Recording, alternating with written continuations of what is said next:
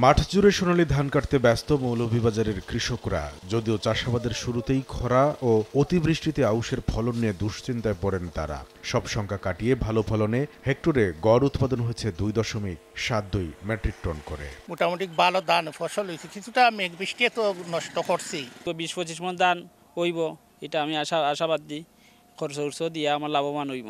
বৃষ্টি তারপর খরার পরেও আউশ আবাদ ভালো হয়েছে।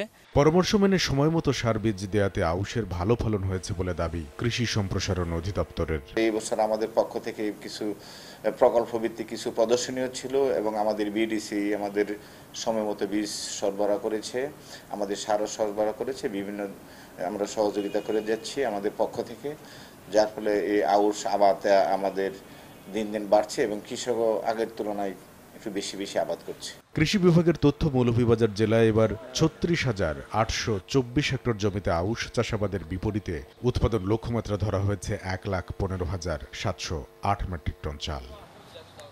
সময় সংবাদ, মৌলভীবাজার।